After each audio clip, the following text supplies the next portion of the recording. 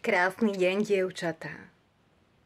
Vedeli ste, že očné okolie nemá žiadne tukové vankušiky a žiadne potné žľazy? Preto rýchlejšie stárneme na očnom okolí, lebo sa nemá kde ako premasťovať. A tým pádom nám vzniká aj suché očné okolie.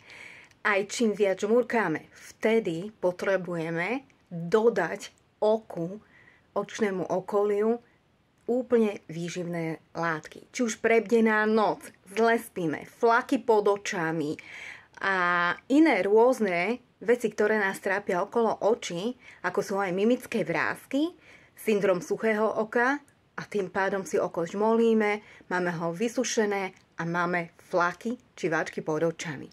Mám pre vás jeden tip. Očná gelová maska. Je to tyrkysový gel, ktorý chráni očné okolie. Je to vhodné pre ženy, ktoré nemajú radi mastné krémy, patrí to medzi základnú starostlivosť. Jednoducho si to naťukáte okolo očného okolia, vynecháte slzný kanálik, lebo obsahujeme tu priepornatú a mohlo by vás to štípať.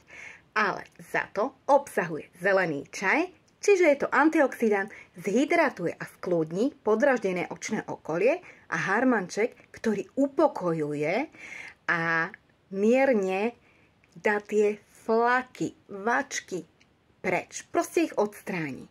Obsahuje uhorku. Pamätajte si vtedy, keď sme boli malé, alebo behnete do kuchyne a robíte uhorkový šalát a si občas dáte uhorky. Je to tie šupky? Cítite taký chlad? Presne toto ešte najviac obsahuje uhorku, výťažok teda z uhorky, ktorý chladí, zhydratuje očné okolie. Je to super vec využívať aj cez deň. Jednoducho cez make-up si to môžete dať, ono vás to krásne schladí, keďže robia ženy aj na počítači. Dosť z modrého svetla, z obrazovky nám ničí očné okolie, tým pádom viac žmúrime, ťahajú nás oči. A preto ja používam očnú gelovú masku. Aj preto, že mám syndrom suchého očného okolia a vtedy mi to veľmi pomôže. Je to výborná pomôcka, aj tip, keď máte migrénu.